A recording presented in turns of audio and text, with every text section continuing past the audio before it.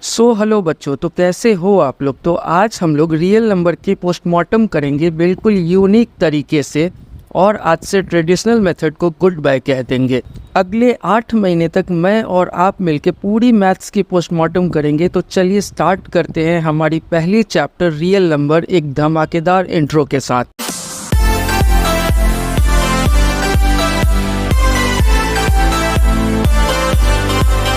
बच्चों देखते हैं रियल नंबर क्या होती है। रियल नंबर होती है कि रेशनल नंबर जितने भी होती है और इर्रेशनल नंबर जितनी भी होती है, दोनों को अगर आप मिला दो तो वही रियल नंबर होती है। तो अब आपका सवाल होगा कि सर रेशनल नंबर क्या होती है और इर्रेशनल नंबर क्या होती है। तो इसका जवाब मैं आगे वाले स्लाइड में आप लोगों को दूंगा, लेकिन इससे पहले आप लोग ये समझ लो कि जितनी भी रेशनल नंबर है, जितनी भी रेशनल नंबर है और जितने भी इर्रेशनल नंबर है, इन सारे को अगर एक जगह अगर लिख दो तो वही रियल नंबर हो जाती है। इतना क्लियर है? समझ गए? चलो आगे चलते हैं। तो देखो, रेशनल नंबर के अंदर 3 चीजें आती हैं। सबसे पहले नेचुरल नंबर, फिर होल नंबर और तीसरी इंटीजर। और रेशनल नंबर अगर पढ़ रहे हो तो रेशनल नंबर तो आप लोगों को पढ़नी ही पड़ेगी। तो 3 चीज़ें मेनली इसके अंदर में आती है।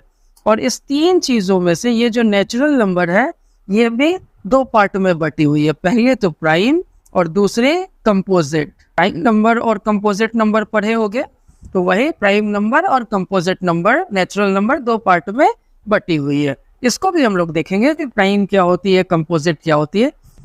तो आओ सबसे पहले देखते हैं कि नेचुरल नंबर क्या होती है। तो देखो, नेचुरल नंबर वो होती है जिसके काउंटिंग आपको अगर बोला जाए कि चलो काउंटिंग स्टार्ट करो, तो कैसे स्टार्ट करोगे? 1 से स्टार्ट करोगे ना। 1 2 3 4 एंड सो ऑन। कहाँ तक? इन्फिनिटी तक। इन्फिनिटी तक जाओगे। और होल नंबर क्या होती है कि होल नंबर क्या होती है? नेचुरल नंबर ही होती है, लेकिन उसके साथ में 0 ऐड रहती है। 0 से स्टार्ट करोगे, 0 1 2 3 4 और ये कहाँ तक जाओगे? इन्फिनिटी तक जाओगे। सारे की सारे होल नंबर जो है नेचुरल नंबर नहीं हो सकती है, लेकिन सारी की सारी नेचुरल नंबर होल नंबर है। क्यों है? क्योंकि 0 को अगर छोड़ दो तो उसके बाद जितनी भी चीज़ें हैं होल नंबर में, सारी की सारी नेचुरल नंबर को उठा के रख दो तो वही होल नंबर हो जाती है। इंटीजर क्या होती है? इंटीजर होती है सारी की सारी natural number plus whole number plus negative.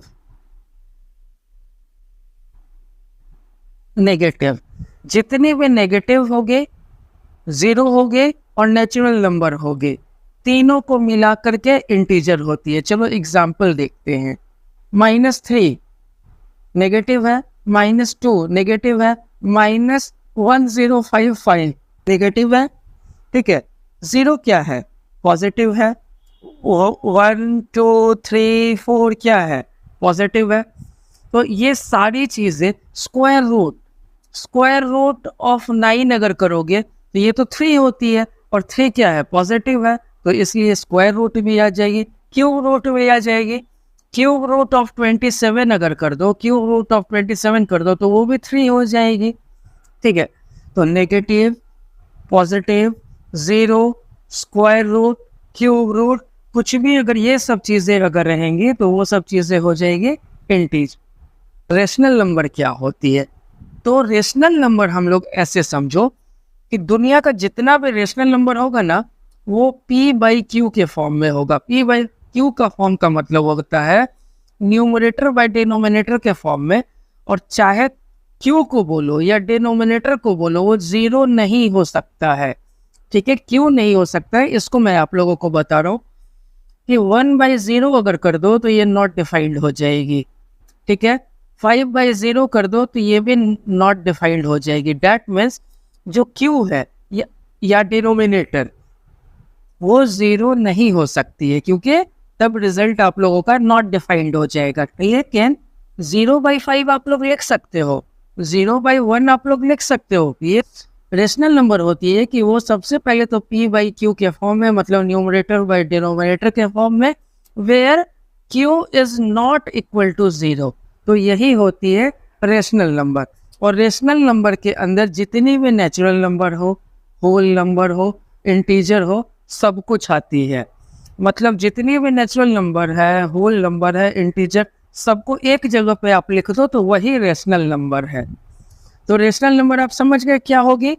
Natural number होगी, होल नंबर होगी और इंटीजर होगी। ये तीनों तो समझ गए। इसके अलावा क्या होगी? इसके अलावा देख लो, अगर देखो सबसे पहले 2, 3, 4, 0, -1, -99, ये सब एग्जाम्पल हम लोग ले लेते हैं। अब आप बोलोगे कि सर ये तो P/Q के फॉर्म में है नहीं, तो जब किसी भी चीज़ के नीचे अगर कुछ भी अगर नहीं रहती है तो हम लोग 1 लगा देते हैं। ठीक है, अब तो ये P/Q के फॉर्म में आ गई। तो ये सब भी हो गई हमारी रेशनल नंबर के एग्जाम्पल। अब चलो कुछ फ्रैक्शन देखते हैं, फ्रैक्शन के एग्जाम्पल।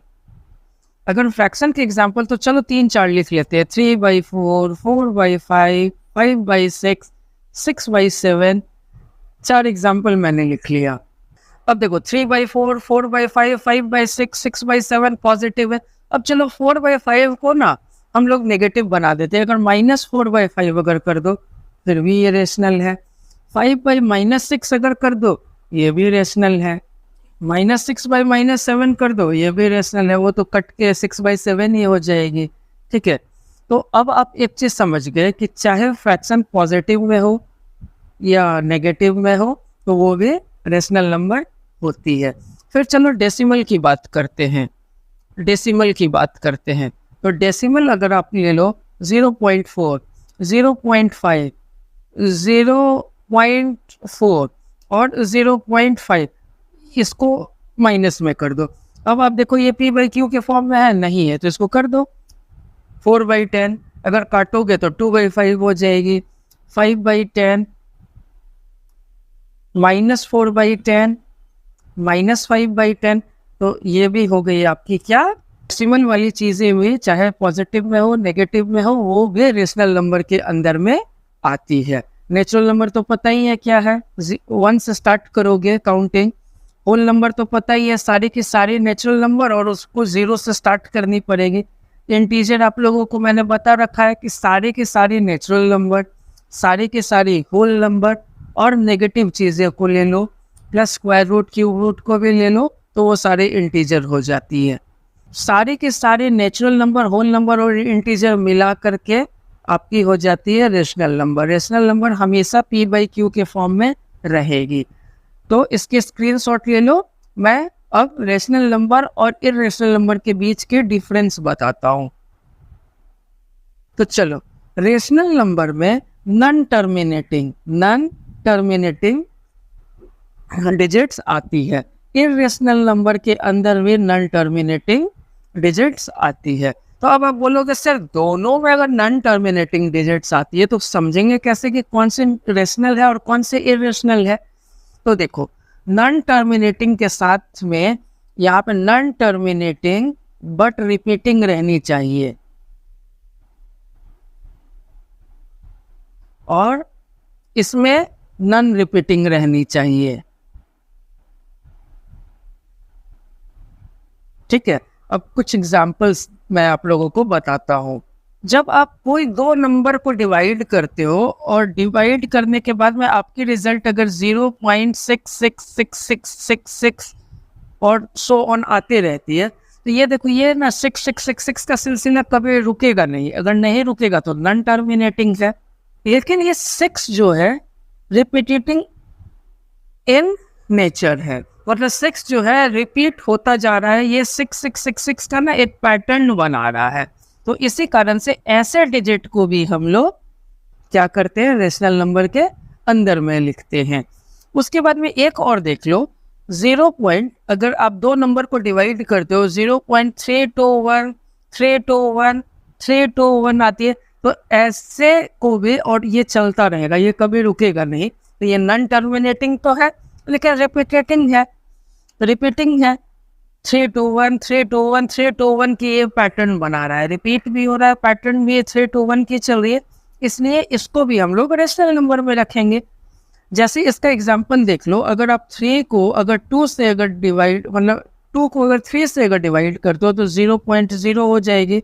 3 6 जा 18, 2 आएगी, फिर 3 6 जा 18, फिर 2 आएगी यहाँ पे, फिर 3 6 जा 18, फिर यहाँ 2 आएगी, और ये जो 0.666 का जो सिलसिला चलता रहेगा। तो ऐसे को नॉन टर्मिनेटिंग तो है लेकिन रिपीटेटिव है, रिपीटिंग है, इसलिए हम लोग रखते हैं रेशनल नंबर के अंदर में। अब इर्रेशनल में क्या होता है, नॉन टर्मिनेटिंग भी रहनी चाहिए और नॉन रिपीटिंग भी रहनी चाहिए। जैसे अगर आप पाई की अगर वैल्यू देखो तो पाई की वैल्यू आपको होती है 3.14159265359, और ऐसे ऐसे ये जो है ना 62 मिलियन टाइम्स चलती रहेगी, ठीक है, आई थिंक 63। तो ये देखो नॉन रिपीटिंग तो है ही, एक क्राइटेरिया तो फॉलो कर रही है इर्रेशनल नंबर की, लेकिन ये देखो रिपीटेटिंग भी नहीं है, कुछ से कुछ कोई पैटर्न नहीं बन रहा है, तो इसीलिए ये हो जाएगी इर्रेशनल नंबर। उसके बाद में √2 की अगर बात करो तो √2 होती है 1.4142135, और ये चलती रहेगी, तो टर्मिनेटिंग है, ठीक है, लेकिन कोई पैटर्न में फॉलो नहीं करे, इसलिए इसको हम लोग डाल दिए इर्रेशनल के अंदर में। फिर अगर √3 की अगर बात करो तो ये भी 1.73205080 ऐसे चलते रहेगी, तो ये भी कोई पैटर्न फॉलो नहीं कर रही है और नॉन टर्मिनेटिंग भी है, कहीं पे ख़त्म नहीं हो रही है, ठीक है। और √10 को अगर देखो तो इसका भी वही हाल है, ये भी चलता रहेगा। तो ऐसे नंबर को हम लोग इर्रेशनल नंबर के कैटेगरी में रखते हैं। और रेशनल नंबर में एक आखिरी चीज़ और आ जाएगी, क्या, तो वो देखो, अगर आप 10 को अगर 5 से अगर डिवाइड करो तो 0.05 आए, और ये पूरा का पूरा कट गया। 18 को अगर आप 9 से करो तो ये 0.0 अगर डालोगे तो 18 5 90, ये भी कट गई। तो ये क्या हो गई, टर्मिनेटिंग हो गई, कि 0.5 जो है टर्मिनेटिंग है दोनों कंडीशन में, कि 0.5 के बाद कुछ भी नहीं आ रही है, ये पूरा का पूरा कट जा रहा है लास्ट में जा करके। तो ऐसे नंबर को भी हम लोग रेशनल नंबर के कैटेगरी में रखते हैं, ठीक है। तो ये आप लोगों के लिए मैंने चार्ट बना दिया। रेशनल नंबर क्या होती है, तो natural number, whole number, integers, फिर टर्मिनेटिंग नंबर, फिर नॉन टर्मिनेटिंग लेकिन रिपीटिंग होनी चाहिए, तो ये हो गई रेशनल नंबर। और इर्रेशनल आपके सामने में राइट हैंड साइड में है ही, कि नॉन टर्मिनेटिंग तो होनी ही चाहिए और नॉन रिपीटिंग भी होनी चाहिए, कोई पैटर्न फॉलो नहीं करनी चाहिए। तो आप लोग इसकी ले लो स्क्रीनशॉट। चलो, तो मैंने आप लोगों को बताया था नेचुरल नंबर के अंदर दो और चीज़ें होती है, प्राइम नंबर और कंपोजिट नंबर, उसको हम लोग समझते हैं। तो देखो, प्राइम नंबर क्या होती है। प्राइम नंबर एक ऐसी नंबर होती है जिसका कि फैक्टर एक तो 1 हो और दूसरा जो भी नंबर दिया हुआ है वो खुद हो, तो उसको आप लोग लिख दो number itself, 1 and number itself. और यहाँ पे composite number more than 2 factors, ठीक है। अब जैसे बात कर लेते हैं, एक तो बात कर लो 5 की और एक बात कर लेते हैं 7 की। तो इसका फैक्टर क्या होगा, 1 होगा और 5 होगा। 7 का फैक्टर क्या होगा, 1 होगा और 7 होगा। तो एक तो 1 आ रही है जो कि 1 यहाँ है, और दूसरा नंबर इटसेल्फ, तो 5 का 5, 7 का 7, तो 2 ही फैक्टर हो रही है। अब चलो 4 का देखते हैं और 6 का देखते हैं। तो 4 का फैक्टर होगा 1, 2 और 4। 6 का फैक्टर होगा 1, 2, 3 और 6। तो इसमें मोर देन 2 फैक्टर्स है, इसमें भी मोर देन 2 फैक्टर्स है, तो इसीलिए ये हो गए कंपोजिट। और जिसमें 2 फैक्टर 1 एंड नंबर इटसेल्फ रहेगी तो वो हो जाएगी प्राइम नंबर। 2, 3, 5, 7, 11, ठीक है। उसके बाद में 13, 17 ये सब प्राइम नंबर है। 19, 23 ये सब प्राइम नंबर है। उसके बाद में यहाँ पे स्पेस नहीं है, तो चलो को प्राइम मैं नीचे आप लोगों को बता देता हूँ। तो को प्राइम क्या होती है, पहले इसकी स्क्रीनशॉट ले लो, मैं थोड़ा सा इरेज करूंगा इन चीज़ों को। आओ को प्राइम को समझते हैं। 2 नंबर ले लो, जैसे कि मान के ले लो 2 को 3 से डिवाइड कर दो, छोटे को बड़े से डिवाइड, तो 2 1 जा क्या हो जाएगी 2 1, और ये वाले 2 को अब डिविडेंड बना दो, तो 1 से 2 बार में 2, तो ये कैंसल आउट हो गए और HCF क्या आ गई 1। अब चलो 7 से देखते हैं 9 को, 7 1 जा 7, 2 आ गई। अब इस 7 को यहाँ से करते हैं, 2 3 जा 6, ये आ गई 1। अब इस वाले 2 को डिविडेंड बना देते हैं, 1 2 जा 2, कैंसिल, तो इसकी HCF आ गई 1। तो जब भी दो नंबर की HCF अगर 1 आती है, HCF अगर 1 हो तो उसी को हम लोग बोलते हैं को प्राइम। ठीक है, प्राइम, कंपोजिट और को प्राइम आप लोगों को क्लियर है। चलो इसके स्क्रीनशॉट ले लो। Coprime HCF is equal to 1, मतलब HCF जब 1 होगी दो नंबर की तो वो को प्राइम हो जाएगी। समझ में आ गई? स्क्रीनशॉट लो, मैं आगे चल रहा हूँ। कि ये फंडामेंटल थ्योरम ऑफ अर्थमेटिक जो है ये होती क्या चीज़ है, तो ये बहुत जो है हाथी घोड़ा वाला चीज़ है नहीं। आप लोग बचपन में पढ़े होंगे प्राइम फैक्टराइजेशन मेथड, ठीक है, तो वो मेथड है लेकिन एक्चुअल में वो तो थ्योरम है। तो ये प्राइम फैक्टराइजेशन थ्योरम ही फंडामेंटल थ्योरम ऑफ अर्थमेटिक है, और इसी को एक और चीज़ हम लोग बोलते हैं यूनिक फैक्टराइजेशन थ्योरम। ठीक है, तो अब आप समझ गए फंडामेंटल थ्योरम ऑफ अर्थमेटिक को हम लोग प्राइम फैक्टराइजेशन थ्योरम भी बोलते हैं, यूनिक फैक्टराइजेशन थ्योरम भी बोलते हैं। तो सबसे पहले आप लोग अब देखो 12 और 24 दो चीज़ों का मैं एलसीएम लेता हूँ। तो 2 से 6 टाइम्स में, 2 से 3 टाइम्स में और 3 से 1 टाइम्स में। अब 24 का लेता हूँ, 2 से 12, 2 से 6, 2 से 3, 3 से 1। तो 12 का क्या आया? 12 का आया 2 इंटू 2 इंटू 3। 24 का क्या आया? 2 इंटू 2 इंटू 2 इंटू 3। सबसे पहले ये डेफिनेशन क्या बोल रही है? Every composite number can be expressed as a product of prime. तो 12 जो है कंपोजिट नंबर है, 24 भी कंपोजिट नंबर है। तो 12 में देखो 12 कंपोजिट नंबर क्यों है? क्योंकि एक से ज़्यादा फैक्टर है। 12 का अगर फैक्टर देखो तो 1 होगी, 2 होगी, 3 होगी, 4 होगी, 6 होगी और 12 होगी। तो ये नंबर और 1 और नंबर इटसेल्फ के अलावा भी तो है, तो इसीलिए ये हो जाएगी कंपोजिट नंबर। उसी तरह 24 भी कंपोजिट नंबर। जब आप 2 इंटू 2 इंटू 3 करोगे, पहला लाइन क्या बोल रहा है? Every composite number can be expressed as product of prime. 2 prime है, 2 प्राइम है, 3 प्राइम है।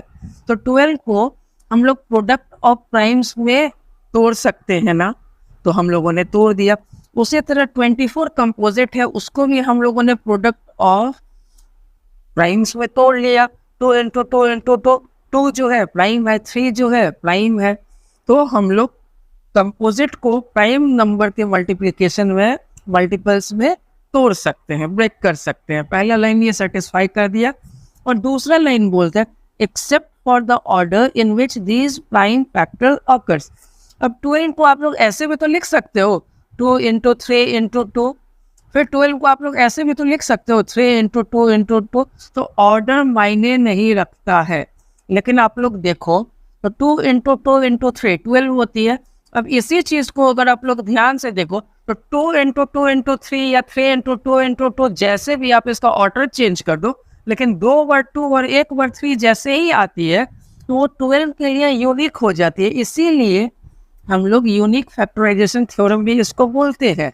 ठीक है, अब 2 इंटू 2 इंटू 3 कभी भी 15 के लिए नहीं आएगी, 17, 18, 19, 20 के लिए नहीं आएगी। वो सिर्फ और सिर्फ 12 के लिए रिजर्व्ड है, वो यूनिक है। उसी तरह 24 के लिए हमेशा 3 बार 2 और 1 बार 3 आ जाए तो वो हमेशा समझ लो कि वो 24 के लिए रिजर्व्ड है, 24 के लिए वो यूनिक है। ठीक है, चाहे आप उसका पहले 3 लिख दो, बाद में 3 बार 2 लिख दो, या 2 2 के बाद में 3 लिख दो, फिर बाद में 2 लिख दो। ठीक है, आप ऑर्डर कुछ भी चेंज कर दो, लेकिन वो 2 बार 2 और 1 बार 3 जो है 12 के लिए रिजर्व्ड है। और 3 बार 3 और 3 बार 2 और 1 बार 3 24 के लिए रिजर्व्ड है, यानी कि 24 के लिए ये जो फैक्टर है यूनिक है, तो इसीलिए यूनिक फैक्टराइजेशन थ्योरम भी इसको हम लोग बोलते हैं। आओ तो अब आप लोगों का मेन चैप्टर स्टार्ट होता है। देखो लेमा क्या होता है, लेमा होता है कि लेमा खुद अपने आप में एक प्रूवन स्टेटमेंट है जो कि किसी दूसरे स्टेटमेंट को प्रूव करने के लिए यूज होता है। मान के चलो आप लोग कोई सम बना रहे हो, मान के चलो 2 एंगल अगर आप लोगों को पता है, आप लोग एक ट्रायंगल बनाए, कुछ दूर बनाने के बाद में ये 50 डिग्री आ गई, ये 70 डिग्री आ गई, तो उसके बाद में आप लोगों को ये ऑटोमेटिक समझ में आ जाता है कि ये 60 डिग्री होगी। क्यों? क्योंकि आप लोग वहां पे लिखते हो we know that sum of all the angles of a triangle is equal to 180 degree, तो angle A plus angle B plus angle C is equal to 180 degree लिखते हो ना। तो ये तो एक पहले से प्रूव्ड स्टेटमेंट है। तो ये तीसरा एंगल निकालने के लिए आप लोग पहले ये एक पुराना प्रूव्ड स्टेटमेंट को रेफरेंस में लेते हो, ताकि ये क्वेश्चन आप लोग नया रिजल्ट लेके आ सको एक पुराने स्टेटमेंट से। इसका भी मतलब सेम चीज़ों को मैंने दूसरे तरीके से लिखा है। It can also be said that lemma is a small sub theorem that needs to be proven in the process of proving a larger result. कहने का मतलब है लेमा एक स्मॉल सब थ्योरम है जो कि बड़ा रिजल्ट को प्रूव करने में हेल्प करता है। ठीक है। एल्गोरिदम क्या है कि कोई भी क्वेश्चन को बच्चों जब आप बनाते हो तो वो ना एक स्टेप्स में बनती है, और उस स्टेप के अलावा आप और कुछ दूसरा स्टेटमेंट मतलब दूसरा स्टेप यूज नहीं कर सकते हो। आपका स्टेप बिल्कुल डिफाइंड रहेगा, तब तो आपको फुल मार्क्स मिलेंगे। तो जैसे ही आप एक क्वेश्चन को बनाना स्टार्ट किए, पहला लाइन लिखे, फिर उसमें थोड़ा छोटा हो जाता है, फिर थोड़ा छोटा हो जाता है, फिर थोड़ा छोटा हो जाता है, और लास्ट में आपको मिल जाता है रिजल्ट। जो आंसर चाहिए वो रिजल्ट आपको मिल जाता है। तो इसी को हम लोग बोलते हैं एल्गोरिदम। वेल डिफाइंड स्टेप्स को ही हम लोग बोलते हैं एल्गोरिदम। यूक्लिड्स डिवीजन एल्गोरिदम हम लोग किस चीज को बोलते हैं? तो यूक्लिड्स डिवीजन एल्गोरिदम एक चीज बोलती है, आप लोगों के बुक में दी हुई होगी, A is equal to B Q plus R. यही होती है यूक्लिड्स डिवीजन एल्गोरिदम। ये देख करके आप लोग डर गए, लेकिन ये चीज़ों को आप ना बचपन से पढ़ते आ रहे हो। कैसे? तो मैं आप लोगों को समझाता हूँ। तो बचपन में एक चीज़ आप लोग पढ़े हो, एक ले लेते हैं 2 को हम लोग 11 से डिवाइड करते हैं, और एक हम लोग ले लेते हैं 2 को हम लोग 10 से डिवाइड करते हैं। ठीक है, 10 को 2 से करते हैं और 11 को 2 से करते हैं। तो पहले कंडीशन में 2 5 10 आएगी और रिमाइंडर 1 आ जाएगी। दूसरे केस में 2 5 10 आ जाएगी और रिमाइंडर 0 आ जाएगी। तो इसका मतलब ये हुआ कि रिमाइंडर जो है, सबसे पहले इस चीज को हम लोग देखते हैं। रिमाइंडर जो है वो या तो 0 होगे या नहीं तो 0 से बड़ा होगा। तो 0 से बड़ा होगा रिमाइंडर, या नहीं तो 0 के बराबर होगा। इसको इस तरीके से लिख सकते हैं। लेकिन एक चीज देखो, ये जो 1 है या ये जो 0 है, इस डिवीजन से छोटा होगा। आप दुनिया में कोई भी डिवीजन कर लो, उसमें रिमाइंडर जो होगा वो हमेशा डिवीजर से छोटा होगा। तो इसमें एक चीज और लिख सकते हो कि रिमाइंडर अब छोटा होगा डिवीजर से। तो इस चीज को हम लोगों ने यहाँ पे प्रूव कर दिया कि रिमाइंडर जो है 0 से छोटा होगा या 0 से बड़ा होगा, लेकिन रिमाइंडर जो है हमेशा डिवीजर से छोटा ही होगा। इस चीज को प्रूव कर दिया हम लोगों ने। मैं इसे मिटा दे रहा हूं। तो अब देखो, एक चीज आप लोग देखे होंगे, यहाँ पे आप लोग लिखते हो हमेशा डिविडेंड। बचपन में पढ़े हो ना, यहाँ पे लिखते हो क्या? डिवीजर। यहाँ पे लिखते हो कोशिएंट। यहाँ पे कुछ नंबर आती है तो उसको हम लोग माइनस करते हैं और यहाँ पे आ जाती है रिमाइंडर। एक डिवीजन में यही तो चीज़ें होती है। तो यहाँ से क्या समझ में आया, 2 जो है डिवीज़र है, 5 जो है कोशिएंट है, 1 जो है रिमाइंडर है। तो बची हुई ये 11 जो है ये क्या है, डिविडेंड है। तो अब आप लोग एक चीज़ गौर करो कि 2 को जब आप 11 से डिवाइड करते हो तो 2 5 10 होती है और रिमाइंडर क्या आ जाती है, 1। तो इसको आप लोग ऐसे भी तो लिख सकते हो ना, जब 2 को और 5 को मल्टीप्लाई कर दो तो जो रिजल्ट आती है, देखो 2 और 5 को मल्टीप्लाई करो तो क्या आती है, 10, और रिमाइंडर को अगर आप जोड़ दो तो ये आ जाती है 11। ठीक है, तो 11 इज इक्वल टू क्या हो जाती है, 2 इंटू 5 प्लस 1, यानी कि 2 क्या है, यहाँ पे डिवीजर है तो लिख दो डिवीजर, इंटू 5 क्या है, कोशिएंट है, लिख दो कोशिएंट, प्लस 1 क्या है, रिमाइंडर है, रिमाइंडर लिख दो, और 11 क्या है, डिविडेंड है। तो अब देखो, dividend is equal to divisor into quotient plus remainder, यही तो बचपन से आप पढ़ते आ रहे हो ना। Dividend is equal to dividend is equal to, मतलब ये 11 जो है डिविडेंड है, इज इक्वल टू क्या है, डिवीजर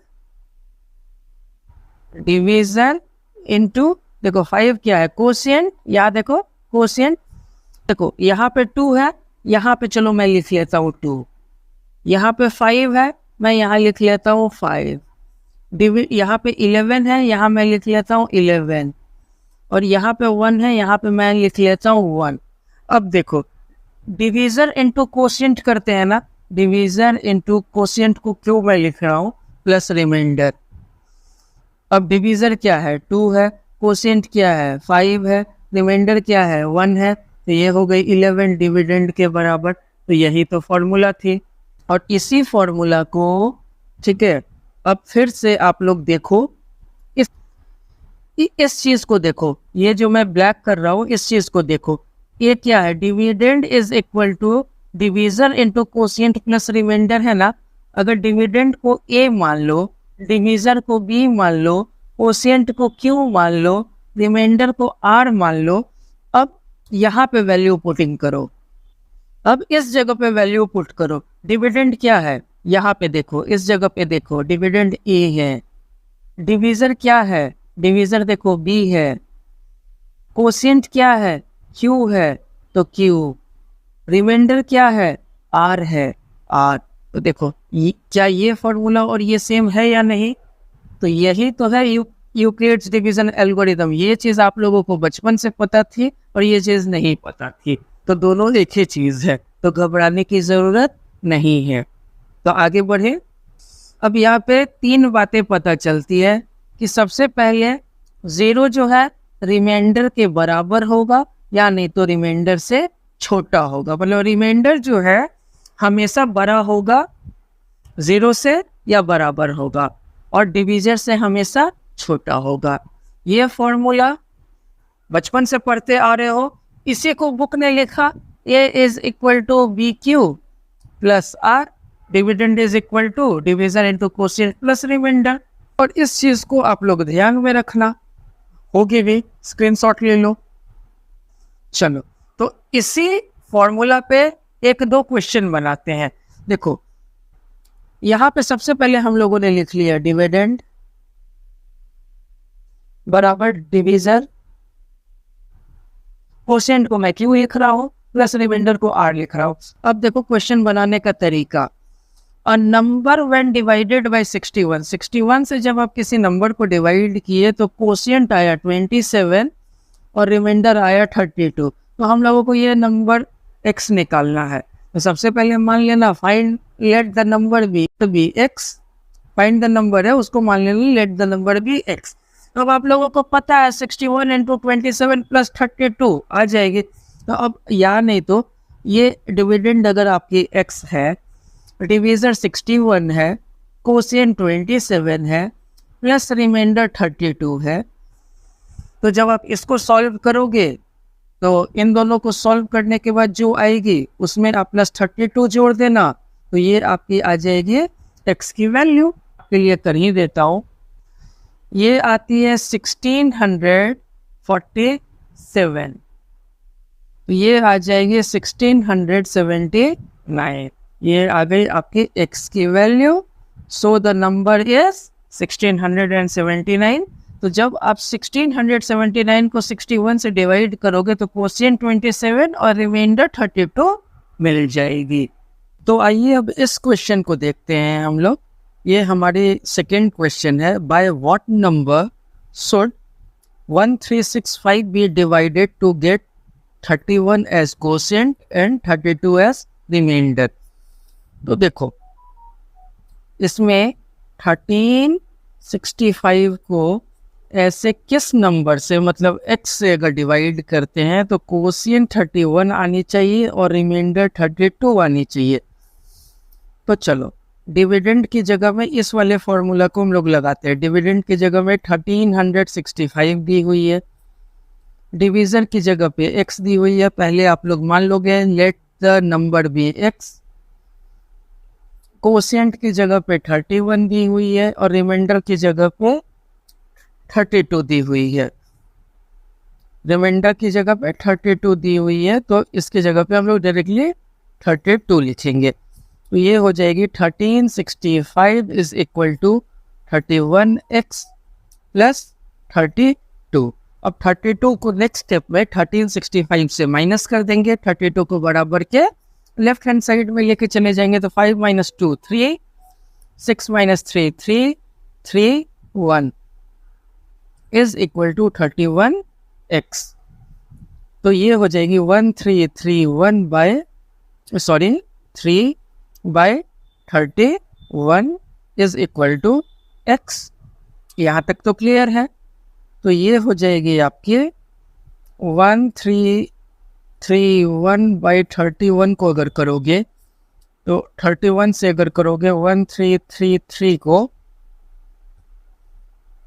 तो क्या हो जाएगी 4 3 12 9 और इधर आ जाएगी 3 बार में करोगे तो 93। तो ये कट के आ जाएगी 43। तो x की वैल्यू क्या आ गई 43। ये हम लोग x इज इक्वल टू 43। तो जब 43 को 1365 से डिवाइड करेंगे 43 को तो 31 क्वोशिएंट आएगी और 32 रिमाइंडर आएगी। तो चलो आगे देखते हैं। अब देखो what is the HCF of this number and this number using Euclid's algorithm. ये हो जाएगी 255। छोटा नंबर को बड़े नंबर से हम लोग डिवाइड कर देते हैं। तो 255 3 कितनी हो जाएगी 5 3 15 116 765।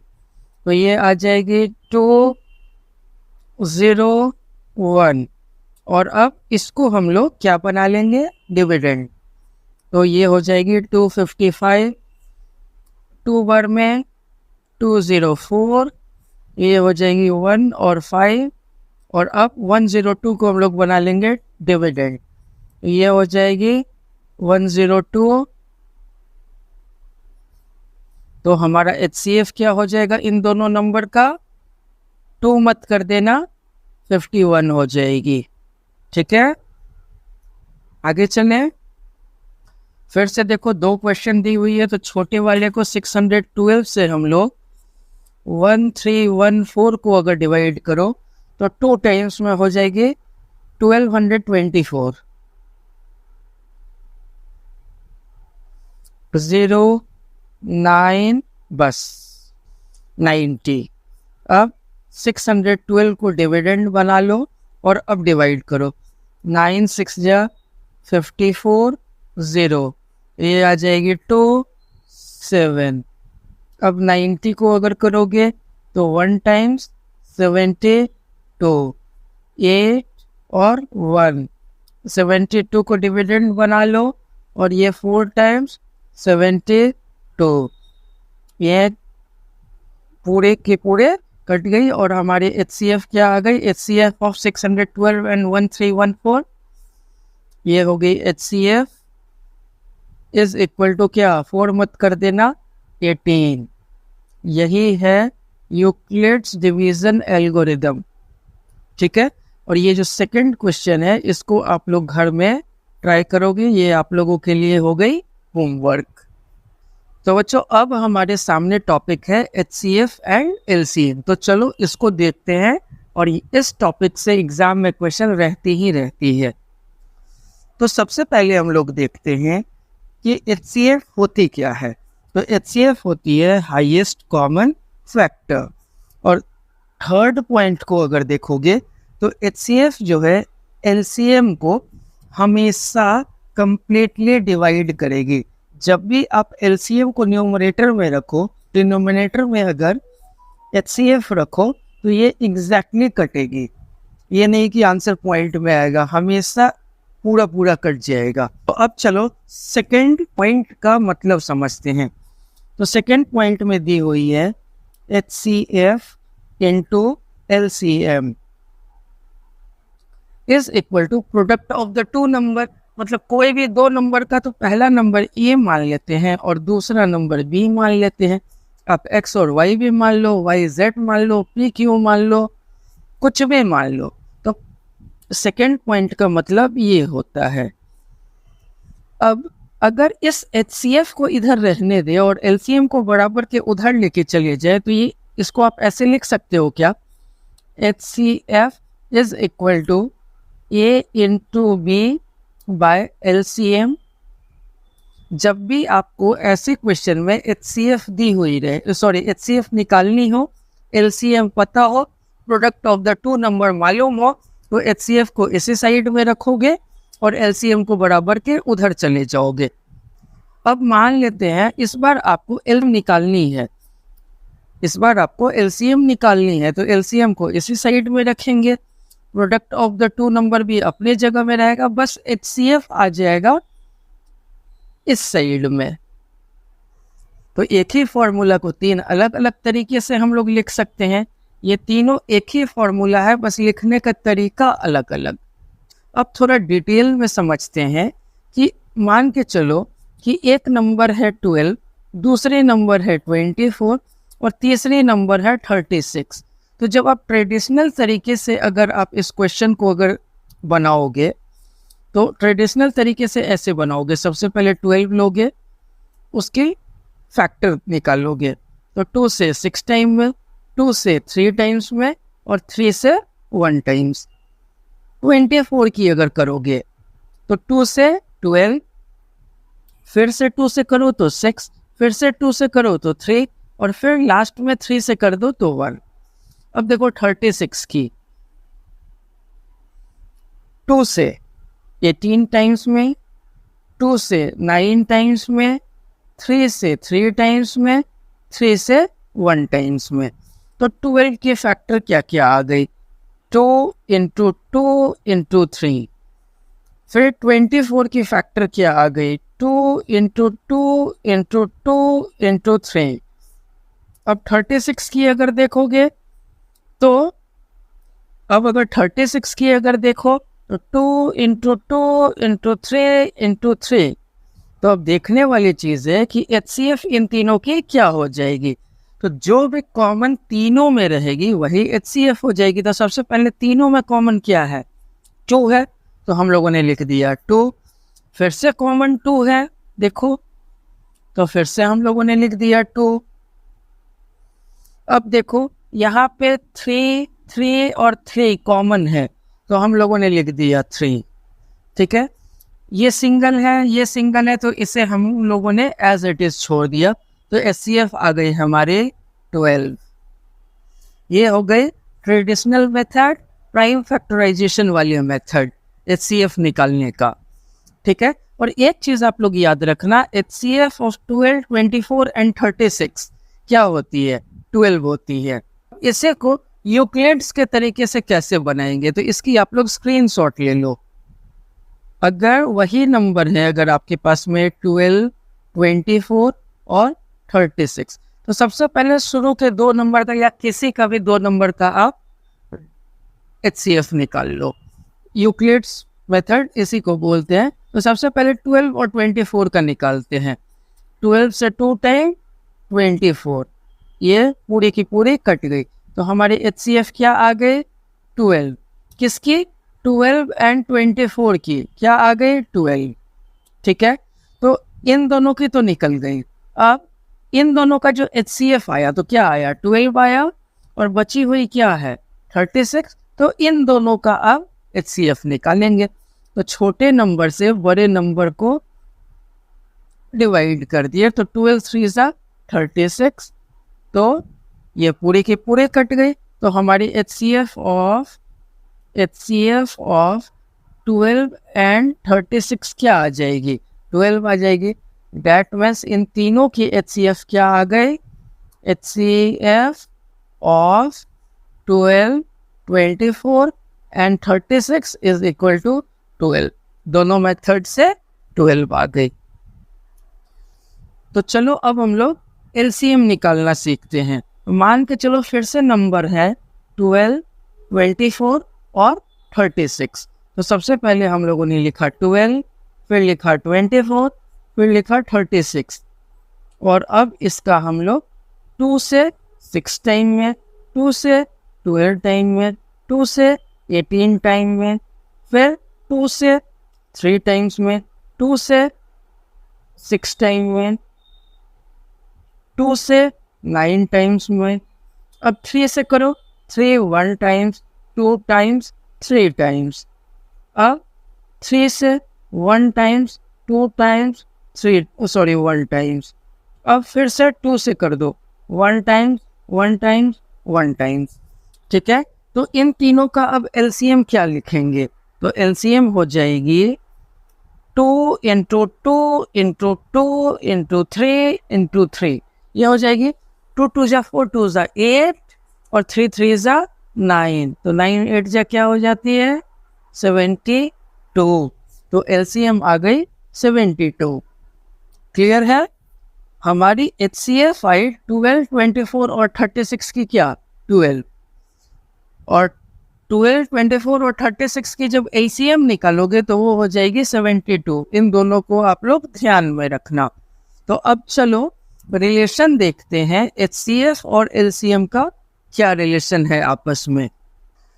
तो हम लोगों ने सबसे पहले देख लिया, यहाँ पे निकालने की ज़रूरत नहीं है क्योंकि मैंने ऑलरेडी निकाल के रखा हुआ है आप लोगों के लिए। अभी अभी मैंने आप लोगों को बताया HCF ऑफ 12, 24, 36 क्या होती है? 12। और LCM 12, 24 और 36 की क्या होती है? 72। तो एक लाइन आई थी HCF डिवाइड्स LCM कंप्लीटली। तो LCM देखो सेम नंबर की 72 आई है, HCF 12 आई है, तो 12 से 6 टाइम में कट जाती है।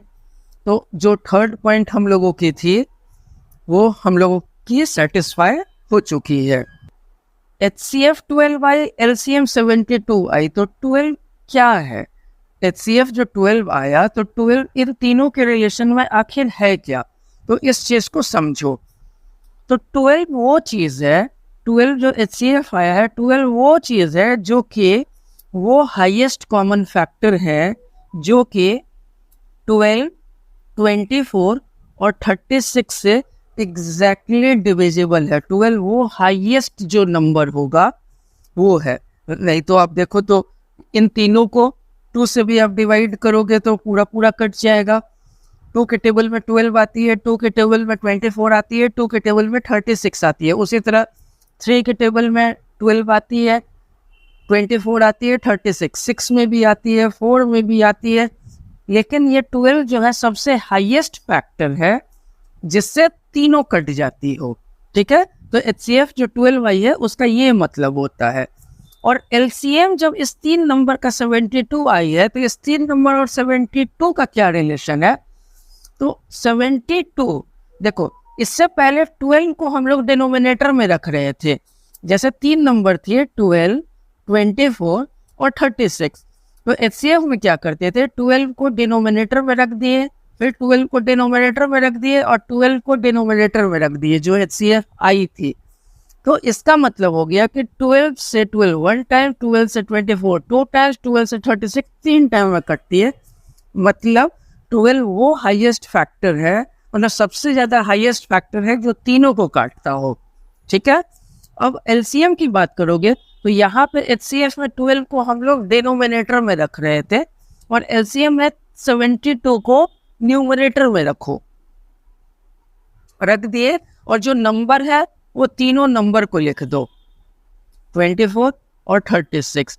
तो 12 से 6 टाइम में, 24 से 3 टाइम में, 36 से 2 टाइम्स में। तो इसका मतलब क्या हुआ? इसका मतलब हो गया कि 72 वो सबसे छोटा नंबर है जिसको 12, 24 और 36 एग्जैक्टली पूरा पूरा काट दे। समझे दोनों के? 12 को हाईएस्ट कॉमन फैक्टर बोल दिए और 72 को लोवेस्ट कॉमन मल्टीपल बोल दिए। तो लोवेस्ट का मतलब है 72 वो लोवेस्ट नंबर है जो जिसको 12, 24 और 36 तीनों पूरा पूरा काट देगा। और एचसीएफ में 12 वो नंबर है, मतलब एचसीएफ जो 12 आई है, इसका मतलब ये है कि 12 वो फैक्टर है, सबसे हाईएस्ट फैक्टर है जो 12, 24 और 36 को एग्जैक्टली काट देगा। समझ गए? तो आगे से इसमें कंफ्यूजन नहीं होनी चाहिए। 5-6 बार मैंने रिपीट कर दिया इस चीज़ को। तो आइए अब एचसीएफ और एलसीएम की कुछ क्वेश्चन हम लोग करते हैं। देखो, सबसे पहले हम लोगों ने पढ़ा था ना, देखो फाइंड द अदर नंबर। तो गिवन क्या क्या है? तो सबसे पहले गिवन देखो क्या है। गिवन है HCF ऑफ 2 नंबर। HCF दी हुई है। HCF कितनी दी हुई है? 1, 116। 2 नंबर की HCF 116 है। LCM दी हुई है। LCM ऑफ 2 नंबर कितनी दी हुई है? 1740। 1 नंबर दी हुई है। 1 नंबर दी हुई है 580 और अदर नंबर फाइंड करनी है। ठीक है, तो हम लोगों ने पढ़ा था एक formula HCF into LCM is equal to A into B, यानी तो प्रोडक्ट ऑफ द 2 नंबर। याद है ना? ये फॉर्मूला पढ़ा था, इसको हम लोग बॉक्स में रख लेते हैं। अब देखो, और हम लोग मान लेते हैं ये जो है ये x है, अदर नंबर x है। ये फर्स्ट नंबर है 1 नंबर और ये अदर नंबर है। ठीक है, तो HCF कितनी दी हुई है? 116। LCM कितनी दी हुई है? 1740। 1 नंबर कितनी दी हुई है? सॉरी 580 और अदर नंबर कितनी दी हुई है? तो अदर नंबर कुछ नहीं दी हुई है और हम लोगों ने माना let the other number be x। तो अब हम लोग क्या करेंगे? 116 into 1740 by 580 is equal to x। तो ये 0 से ये 0 कैंसल आउट हो गई। तो अब देखो 2 से ये कितने बार में कट जाएगी? 2 2 जा 4, 1 8 2 9 जा 18। और 2 से ये कितने बार में कट जाएंगे? 2 8 जा 16, 1 4, 2 7 जा 14। अब 29 से 3 टाइम्स ये कैंसल आउट हो जाएगी। तो हमारी आंसर क्या आ जाएगी? x is equal to 116 into 3। तो क्या हो जाएगी? 6 3 जा 18, 3 6 जा 18, 1 3 1 जा 3 1 4, 3 1 जा 3। तो x इज इक्वल टू 348 आ गई। तो अदर नंबर जो है हमारा 348 है। समझ गए? तो आगे चले, स्क्रीनशॉट ले लो।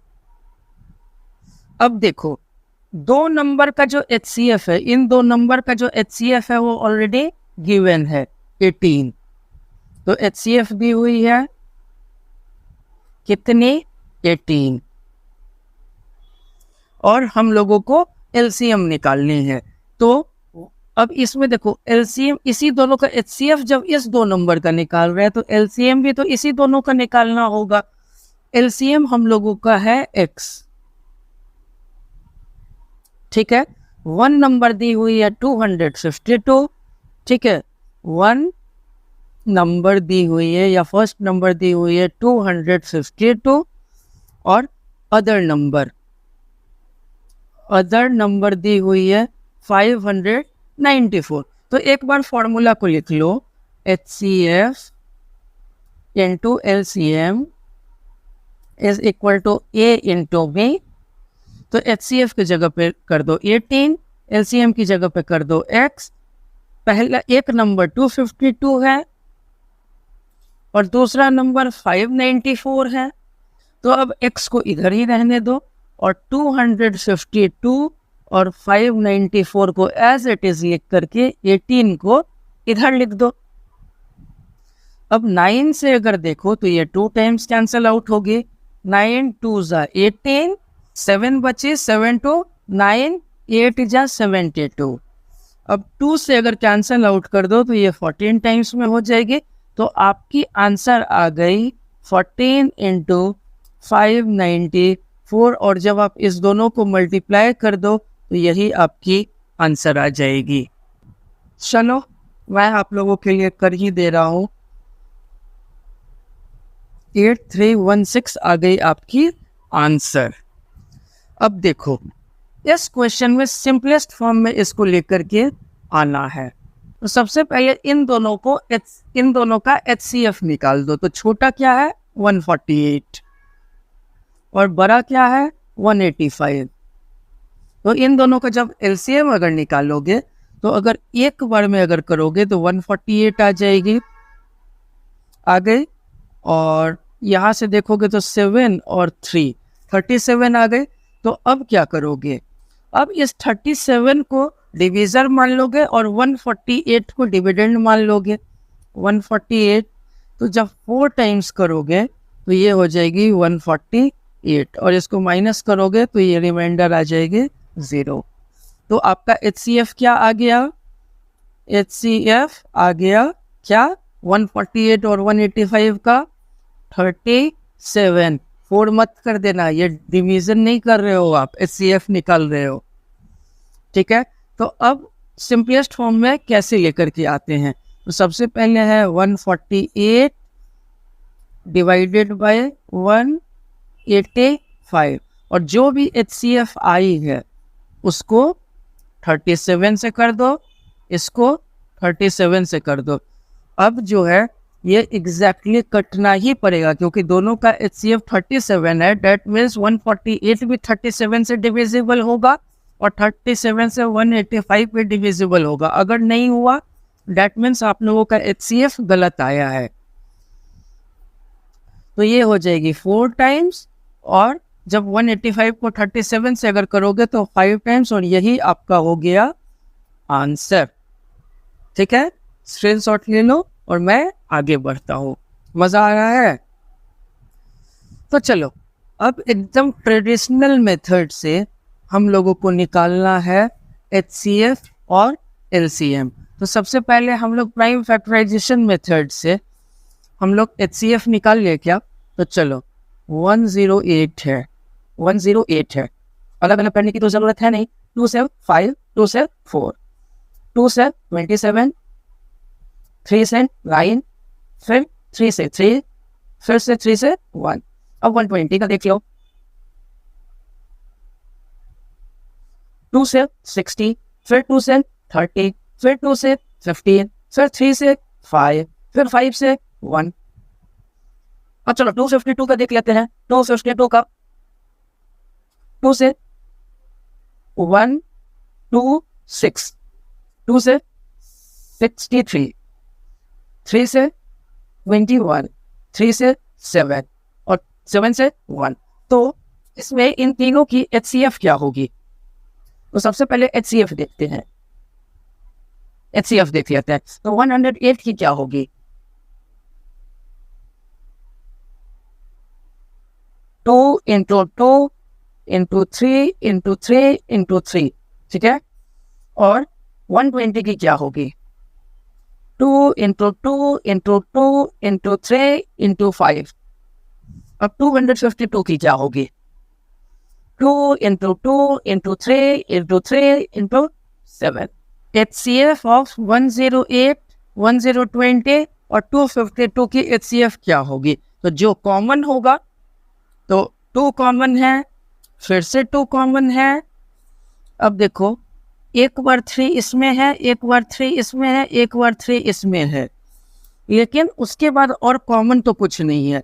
तो HCF हो जाएगी, HCF हो जाएगी एक बार 2, एक बार 2 और एक बार 3, तो 12। आपकी HCF आ गई 12।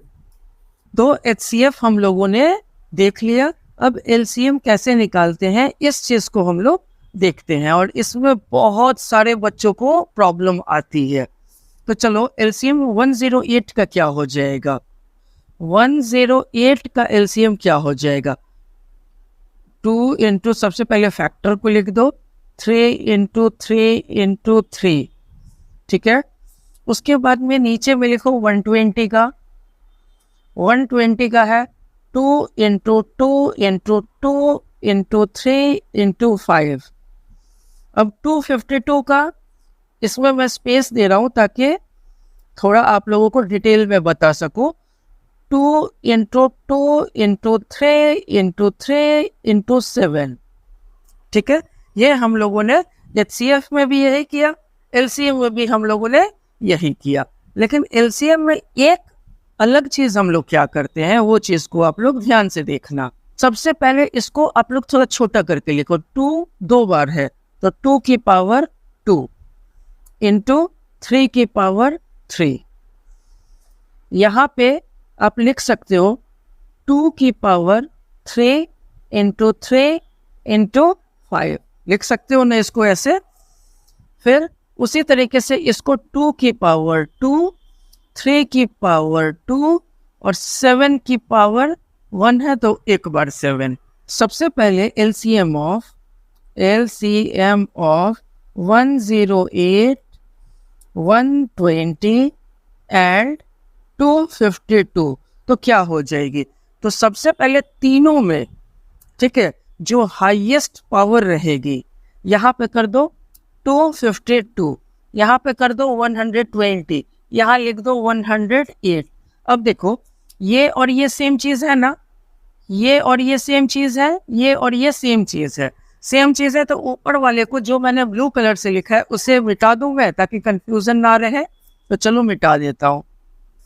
108 में, 120 में, 252 में सबसे पहले 2 है, तो 2 में सबसे बड़ी पावर किसकी है? यहाँ 2 है, यहाँ पावर 3 है, यहाँ पावर 2 है। तो एक बार हम लोग लिखेंगे 2 की पावर 3, जिसकी पावर सबसे ज़्यादा वो हम लोग लिख देंगे।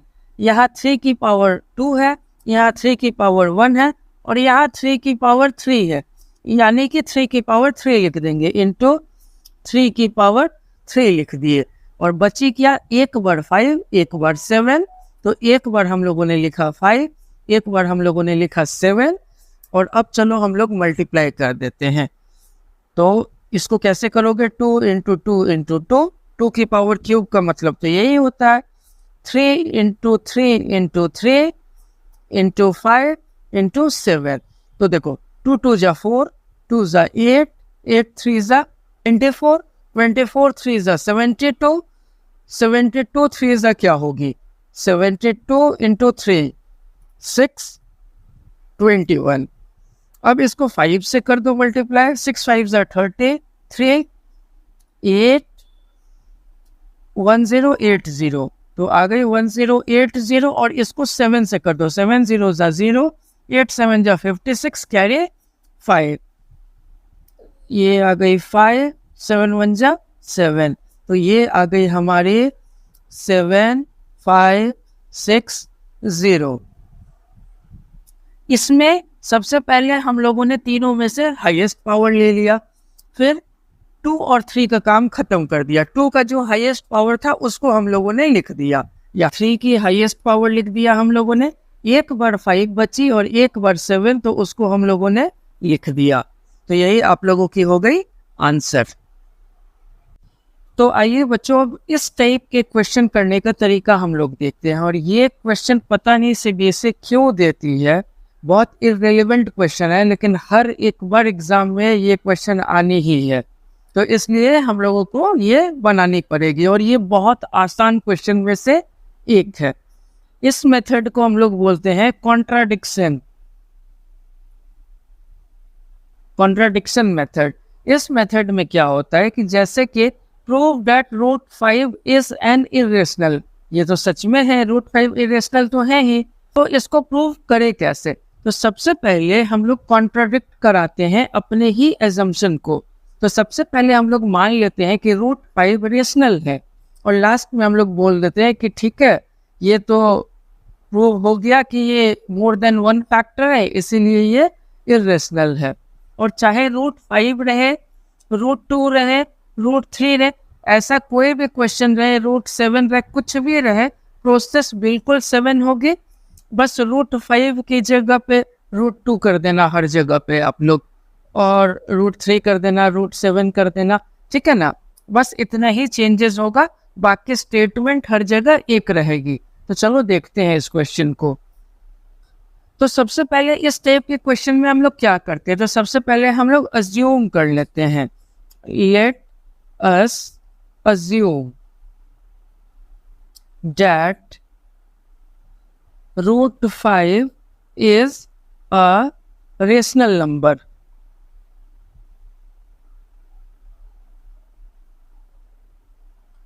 सबसे पहले हम लोगों ने क्या किया? अज्यूम किया कि रूट 5 एक रेशनल नंबर है। तो अब रेशनल नंबर हम लोगों का डेफिनेशन क्या बोलता था कि देखो, अगर रूट 5 अगर रेशनल नंबर है, दैट मीन्स रूट 5 क्या होगा?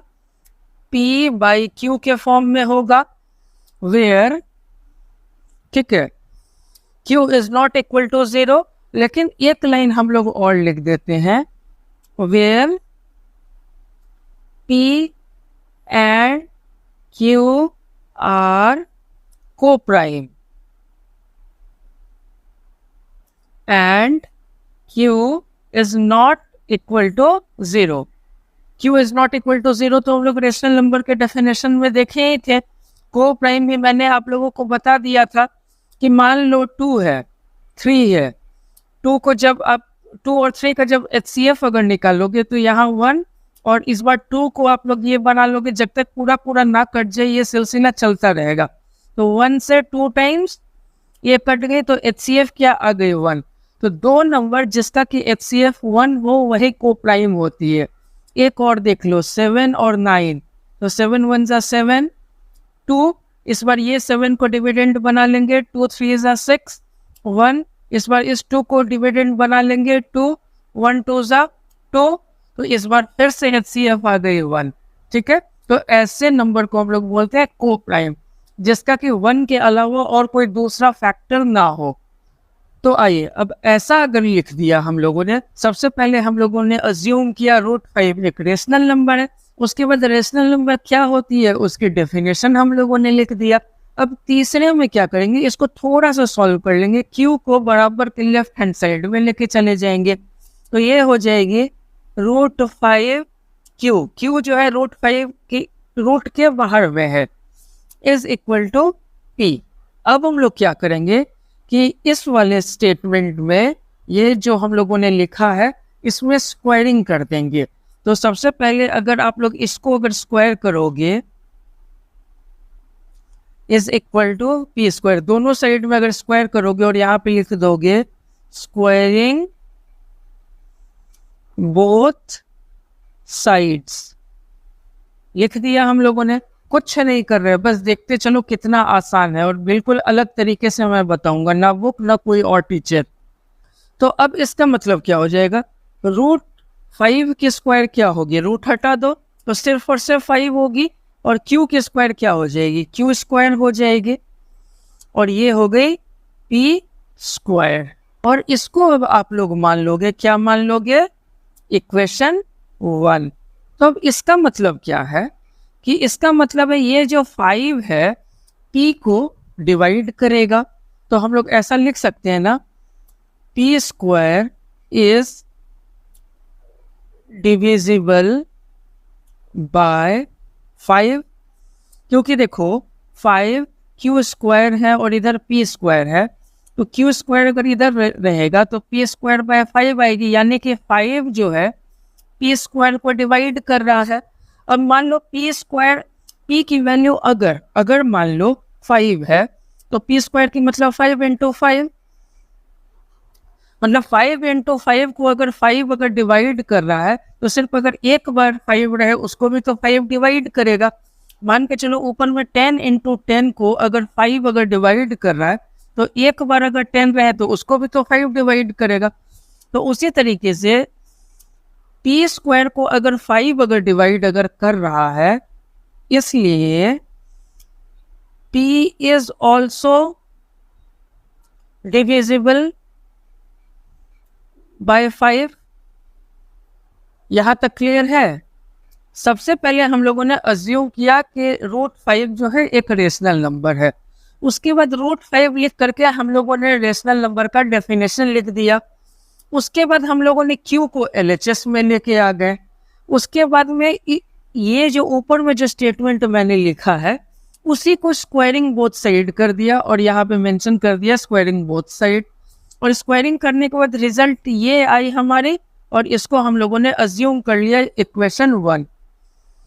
और इसी स्टेटमेंट से ये निकल के आती है p² इज डिविजिबल बाय 5, यानी कि 5 से p² जो है डिविजिबल है। तो अगर 5 से p² डिविजिबल है तो p भी तो 5 से डिविजिबल होगा। तो यहाँ तक क्लियर होगा? आगे चले। अब इस सेंटेंस से आप लोग एक चीज देखो कि इस लास्ट वाले लाइन से क्या समझ में आता है कि p जो है 5 से डिविजिबल होगा। 5 के टेबल में कुछ बार अगर 5 1 जा 5, 5 2 जा 10, 5 3 जा 15, मतलब अगर ये 5 से 1 बार में अगर काट रहे हो तो ये 5 के टेबल में कितना है ना कितना बार तो आएगी। ठीक है, तो एक लाइन यहाँ पे और लिख देना। अब हम लोग बुक और अदर टीचर से थोड़ा अलग चलेंगे, तो यहाँ पे मैं वो एक जादुई लाइन लिख दे रहा हूँ। तो अब देखो, अभी अभी मैंने बताया कि p को अगर 5 से अगर डिवाइड अगर कर रहे हो तो 5 के टेबल में p आएगी। तो इसी को आप लोग ऐसे लिख सकते हो ना, p is equal to 5 into something. लिख सकते हो क्या? देखो, चाहे मान के चलो ये 10 है, ये 5 है, तो 5 1 बार में, 5 2 बार में। तो इसको आप लोग लिख सकते हो ना, p is equal to 5 into 2। तो वो 5 कितना बार में p आता है तो वो हम लोगों को मालूम नहीं है, तो वो हम लोग c मान लिए। A से Z तक में कुछ भी मान लो दुनिया में वो चलेगी। तो फिर इससे क्या निकल के आती है? p is equal to 5c। यहाँ तक क्लियर है? अब जो ये टर्म जो बच्चों निकल के आ गई, इसको स्क्वायरिंग बोथ साइड कर दो। अब अगर स्क्वायरिंग बोथ साइड अगर करते हो, स्क्वायरिंग बोथ साइड अगर कर दोगे तो क्या होगी? एक साइड हो जाएगी p² और एक साइड हो जाएगी 25c²। इस वाले को हमने दोनों साइड को स्क्वायरिंग कर दिया, तो ये आ गई हमारे p² is equal to 25c²। चलो यहाँ तक की स्क्रीनशॉट ले लो आप लोग। ले लिए, मैं आगे बढ़ूं। अब देखो, ये जो आई p² is equal to 25c², लेकिन यहाँ पे जो मैंने इक्वेशन 1 जो माना है बच्चों, यहाँ पे p² की वैल्यू क्या आई है? 5q²। तो इस p² को हम लोग 5q² से रिप्लेस करेंगे। तो चलो रिप्लेस करते हैं। p² is equal to 25c² आई थी हम लोगों के, ठीक है। और इक्वेशन 1 में क्या आई थी? p² is equal to 5q², जिसको हम लोगों ने इक्वेशन 1 माना था। इस जगह पे 5q² is equal to p², 5q² is equal to p² को 1 माना था मैंने ना। तो अब यहाँ पे अब आप लोग लिखो, substituting p² in equation 1 we get, ठीक है, substituting p² with equation 1 we get, ठीक है। तो p² की वैल्यू क्या थी? चलो एक बार मैं और लिख देता हूँ। p² is equal to 25c² है, तो p² क्या है? 5q² is equal to 25c²। तो अब q² क्या बचेगी? अगर 5 को 25 के नीचे में अगर लेकर के आ जाओ तो 5 से 25 5 बार में कट जाएंगे और बचेंगे सी स्क्वायर। तो अब ये जो लाइन लिखे हो P square is divisible by 5, इसलिए P is also divisible by 5। उसी तरीके से यहाँ पे अब लिखो Q square is divisible by 5, इसलिए Q is also divisible by 5। तो अब आप लोगों को लग रहा होगा कि सर ने क्या कर दिया, क्योंकि दो अलग अलग पेज पे मैंने लिखा है। चलो इन दोनों को जो है मैं एक पेज पे पहले लिख देता हूँ, एक ही पेज पे, ताकि आप लोगों को अच्छे से समझ में आए। एक जगह लिखने के बाद अब देखो, सबसे पहले हम लोगों ने क्या किया, अज्यूम किया कि √5 जो है एक रेशनल नंबर है। उसके बाद हम लोग √5 लिखा और √5 का डेफिनेशन लिखा कि रेशनल नंबर कैसे है। तो रेशनल नंबर का डेफिनेशन क्या होता है, कोई भी नंबर रेशनल नंबर तब होगा जब p/q होगा और q is not equal to 0। तो वही लाइन हम लोगों ने यहाँ लिखा और उसका डिटेलिंग यहाँ कर दिया, ठीक है। उसके बाद में इस वाले लाइन को q को उठा के हम लोग लेफ्ट हैंड साइड में चले गए। फिर इसी इक्वेशन में स्क्वायरिंग बोथ साइड कर दिए। स्क्वायरिंग बोथ साइड करने के बाद कुछ ऐसा दिखा। ऐसे दिखने के बाद में जब सॉल्व किए तो हम लोगों का ये चीज आ गया, P square is equal to 5q square, ठीक है। इसको हम लोग मान लिए इक्वेशन 1। इक्वेशन 1 मानने के बाद में आप लोगों को क्या समझ में आ रहा है कि 5 जो है p को डिवाइड कर देगा, तो उसी को हम लोगों ने लिखा P square is divisible by 5। अगर पी स्क्वायर अगर 5 से डिविजिबल है, तो मैंने एग्जांपल दिया था अभी, तो p भी डिविजिबल होगा 5 से। अब 5 के टेबल में कितने बार में p आएगा, तो वही चीज तो मैंने यहाँ लिखा है। तो पता नहीं है कितने बार में, क्योंकि p अपने आप में डिफाइंड नहीं है, तो ये जगह भी तो डिफाइंड नहीं होगी, तो उसको हम लोग लेट कर लिए c। और यहाँ पे हम लोगों ने एक स्टेटमेंट लिख दिया where c is any integer. तो p is equal to 5c हो गई। तो p is equal to 5c हम लोगों ने यहाँ लिख दिया। और इसी वाले मतलब लाइन में स्टेटमेंट में हम लोगों ने स्क्वायरिंग बोथ साइड कर दिया। उसी को देखो, स्क्वायरिंग बोथ साइड कर दिया। और जैसे ही स्क्वायरिंग बोथ साइड किया तो हम लोगों की रिजल्ट आ गई है। और ये रिजल्ट जैसे ही आए तो अब हम लोग ये जो p है बच्चों, ये जो p स्क्वायर है, उसको ये जो इक्वेशन 1 जो हम लोगों ने लिखा है, इस इक्वेशन 1 से p को रिप्लेस कर देंगे। तो p स्क्वायर की वैल्यू यहाँ पे क्या है, q स्क्वायर है, दिख रही है आप लोगों को। तो p स्क्वायर को हम लोगों ने 5q स्क्वायर कर दिया, इज इक्वल टू इधर जो थी एज इट इज हम लोगों ने लिख दिया। सब कुछ सॉल्व करने के बाद q square is equal to 5c square आ गई।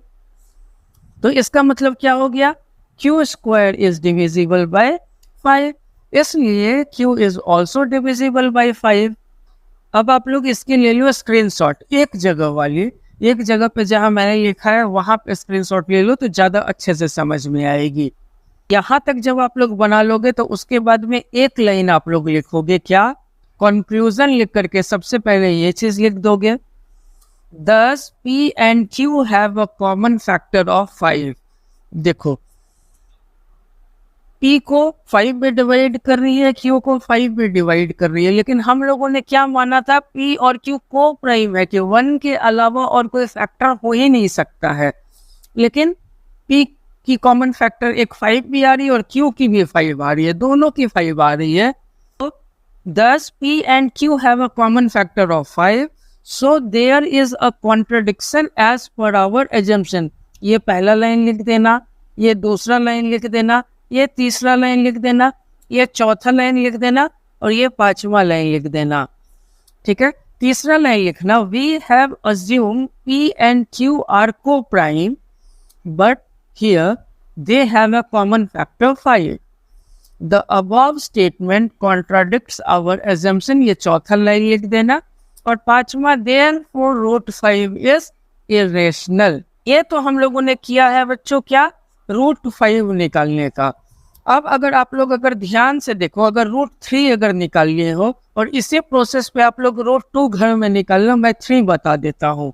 तो चलो हम लोग रूट 3 लेके बनाते हैं। तो सबसे पहले हम लोगों ने देखो यहाँ पे अज्यूम किया था रूट 5, तो रूट 5 को हटा के हम लोग यहाँ पे कर देंगे रूट 3। फिर इस जगह पे रूट 5 है तो इसको हटा के हम लोग रिप्लेस कर देंगे रूट 3 से। फिर यहाँ पे रूट 5 है तो इसको रिप्लेस कर देंगे रूट 3 से। देखो कितना आसान है। फिर इस जगह पे रूट 5 है तो यहाँ पे हम लोग कर देंगे रूट 3, ठीक है। इस जगह पे 5 है, सिर्फ 5 है, तो यहाँ पे हम लोग 5 को रिप्लेस कर देंगे 3 से। उसके बाद में इस जगह 5 है, इस जगह 5 है, तो इस जगह पे हम लोग कर देंगे 3 और 3। उसके बाद में इस जगह पे देखो 5 थी, इस जगह पे 5 थी, तो दोनों जगह पे हम लोग रिप्लेस कर देंगे 5 से नहीं, यहाँ 3 से और यहाँ 3 से, बाकी सब सेम रहेगी। इस जगह पे देखो 5 है तो यहाँ पे हम लोग कर देंगे 3। इस जगह पे 5 है तो इस जगह पे भी हम लोग कर देंगे 3। इस जगह पे 5 की स्क्वायर 25 है तो इस जगह पे 3 की स्क्वायर 9 कर देंगे। इस जगह पे हम लोग 3 कर देंगे और इस जगह पे हम लोग 9 कर देंगे। 3 से रिप्लेस कर देंगे, 3 3 से 9 हो जाएगी। उसके बाद में Q square is divisible bye, इस बार यहाँ 5 थी, यहाँ 5 थी, इस दोनों को 3 से रिप्लेस कर देंगे, बस हो गए। जहाँ रूट 5 हम लोगों ने लिखा था वहाँ पे हम लोगों ने रूट 3 लिख दिया। जहाँ पे हम लोगों ने 5 लिखा था वहाँ पे हम लोगों ने 5 को 3 से रिप्लेस कर दिया। जहाँ 5 की स्क्वायर 25 किया था वहाँ पे 3 की स्क्वायर 9 कर दिया हम लोगों ने, बस यही चीज़ किया हम लोगों ने और रिजल्ट आपके सामने में है। और उसके बाद आप लोग सेम टू सेम ये लाइन को कॉपी कर दोगे, बस यहाँ से 5 हटा दोगे, यहाँ से 5 हटा दोगे, यहाँ से 5 हटा दोगे, यहाँ पे 3 कर दोगे, यहाँ पे 3 कर दोगे और यहाँ पे रूट 3 कर दोगे, बस हो गई, आ गई आपकी आंसर। इसकी भी आप लोग ले लो screenshot. Prove that root 2 is an irrational number, ये घर पे आप लोग ट्राई करना। तो बच्चों आई होप यहाँ तक आप लोगों को क्लियर होगी, और यहाँ तक अगर क्लियर है तो आगे हम लोग इसी चैप्टर की एग्जाम्पल और एक्सरसाइज करेंगे। हर एक चैप्टर के अलग से करेंगे, ठीक है, इंडिविजुअली हर एक चैप्टर की एग्जाम्पल और exercises from RS Agarwal book and NCERT, ठीक है। और मैंने ट्रिग्नोमेट्री पूरी की पूरी अपलोड कर दी है, अभी से उसको देखना स्टार्ट कर लो। और मैंने बिल्कुल अलग तरीके से ट्रिग्नोमेट्री पढ़ाया है, तो आप लोग मिस मत करना, एक बार जाके देखो उसको, और अगर मज़ा आए तो चैनल को सब्सक्राइब कर लेना।